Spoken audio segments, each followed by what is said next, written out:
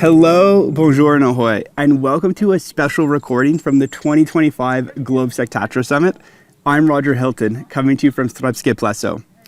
Over 1,300 days since Russia's invasion of Ukraine, it's fighting on two fronts, military and economic, using sanctions, asset debates, and resilience to fund today's war while preparing for tomorrow's recovery.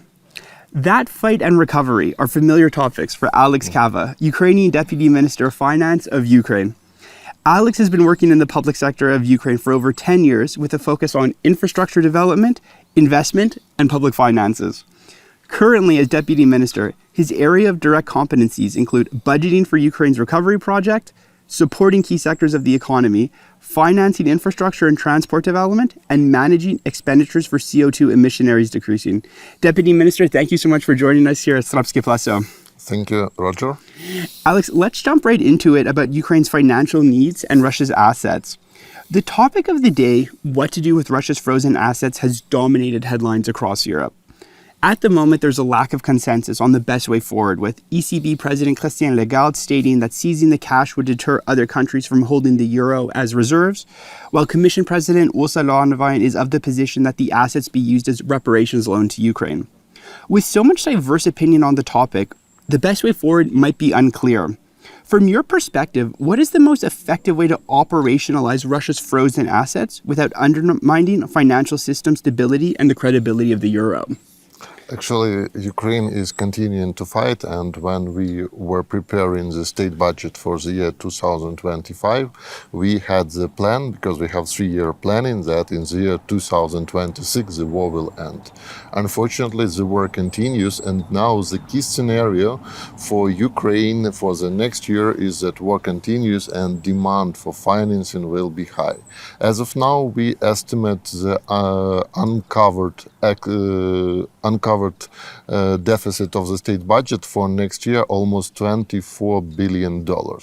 And we do not exclude that there might be some additional requirements from our military, from the Ministry of Defense, for weapon procurement. That's why the amount may be revised in terms of increase. About frozen Russian assets, our position is that frozen Russian assets should be transferred to Ukraine in any kind of possibility in order to cover the expenses which Ukraine will have to spend on recovery, restoring, and in current situation to finance our military forces. Because it was aggression to Ukraine, it was not the Ukrainian initiative to start this war, it was aggression against Ukraine. So against the backdrop of, you said, of the potential deficit shortfall, basically, if I'm understanding you, Ukraine is quite flexible in the best way to receive the Russian assets from the EU to use it, right? Definitely. We are very flexible in order to receive these funds. But from our European partners, we have discussions, and we hope that discussion will come up with a good result for Ukraine. That satisfies everybody as well, right? Exactly. All right. One of the main themes, Deputy Minister, in your portfolio is reconstruction. Ukraine faces the enormous task of rebuilding civilian and critical infrastructure while the war continues. How is the ministry prioritizing between immediate resilience and long-term reconstruction? Actually, first priority for our public spending now is military and defense sector. The second priority is our social commitments as pensions and other social expenditures. The third priority is reconstruction. It means that on one side, reconstruction in the territories which were deoccupied to make the towns, cities and villages acceptable for living in terms of war. And the other issue is expanding the infrastructure in the cities and towns which attracted people from other regions of Ukraine. Because after the war started, the war in Ukraine is in eastern and southern part of the country. So about 8 million Ukrainians after the beginning of the war moved from their homes to other regions. First, it's Western Ukraine and central part of Ukraine. And pressure on infrastructure in those cities dramatically increased. That's why we need to change the situation in these towns and cities. facilities and make them fit to the new conditions of population. And unfortunately, we understand that most of people who moved there, they during this almost 4-year period of war, got rooted there, they transferred their businesses, and they are not likely to return. So before the war ends, we need to make livable conditions, and after the war ends, we'll need to expand it and do it like in European countries. Yeah, I mean, if you didn't have enough on your plate, right? I mean, making those places inhabitable and attractive for people to move back there after setting their roots and installing a little bit. So exactly. Definitely a challenge, but one at least it seems that you have a clear plan for. Everybody knows that it's only a matter of time before Ukraine becomes part of the European Union, thankfully. And what's an interesting question to ask you is, throughout this entire reconstruction process, how is this increasing the country's European integration process with its partners across the border in the EU? Actually, we have the plan for accession of Ukraine, and we follow this plan on each step in order to make our legislation and our conditions compatible with what is in European countries. And we already passing the first negotiations about the accession process, and actually they all are successful. And we will proceed with other reforms that we will have to do to become the full members of the European Union. We're right here in the heart of Central and Eastern Europe. Are there any specific examples you can tell our viewers about, about this integration process and reconstruction that's going on? Oh, actually, last month we launched, for example, the first standard gauge railway to the regional center of Ukraine. It goes to the Uzhhorod, the center of Zakarpattia region, and already about a month that people can take a train in Uzhhorod and go to Bratislava, Budapest, and Vienna without change on the border and without additional procedures. And also we try to improve the connection between our countries on the constructing new border checkpoint and enhancing the capacity of the existing border checkpoints, because for flow of people, for flow of businesses, it's extremely important to have smooth transferring from one country to the other. Unfortunately, as of now, situation is still not ideal. For example, when I was driving from Kyiv to Tatra Summit and crossing between Ukraine and Poland, I saw from Polish side more than 1,000 trucks on the waiting line to enter Ukraine. Of course, such long waiting lines are not acceptable, because from such good operation of border checkpoints depends the efficiency of businesses in Ukraine and outside of Ukraine. Meanwhile, European market is the key for development for Ukraine as of now. I mean, still supremely impressive that, with all of Russian onslaught, not necessarily getting all the headlines, but just by fixing the train tracks, you're already able to unleash mobility and access, right, to new markets on both sides of it. So congratulations. Thanks. Deputy Minister, talking about Ukraine would be incomplete unless we talked about the theme of innovation. Ukraine is the leader in a lot of different facets. Despite Russia's onslaught, which has been barbaric recently, Ukraine announced plans to export certain drone technologies to generate much-needed revenue.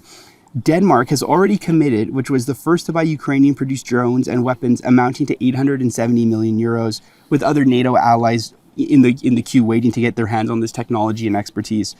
While this is no doubt great news, how do you balance the short-term financial benefits with long-term security risks of sensitive military technology leaving the country? As of now, we have a restriction on export of Ukrainian-produced weapons, but we are in negotiations inside the country with the parliament how to open the opportunity, because some Ukrainian producers, they fully satisfy demand for the new weapons from the Ministry of Defense, and they can export the brand new technologies to other countries. And I think that in coming months we will solve this issue and create the opportunity for other countries to procure the technology and even some products manufactured in Ukraine. It's a surplus which is not now demanded by the Ministry of Defense. Of course, unfortunately, we do not produce the full range of the military products which are needed, and we import still much of our arms. But some points of product lines we can export already. I mean, and just another milestone in terms of the deepening, standards agreement and sort of conditions, right, among NATO allies on terms and interoperability. So really, really great news. Do you think that this model of selling dual-use technology abroad to sustain the war effort and other projects is actually realistic? You know, you already said that you had expected the war to end by 2026. God knows how much longer this will go on, but is this really a long-term strategy for you guys? Yeah, actually, during the war period, we created many new producers of weapons, and it's sometimes the weapons which were not before on the market, like unmanned aircraft or unmanned vessels, which are not seen by the radars of the large military ships or cannot be fixed by the anti-missile systems.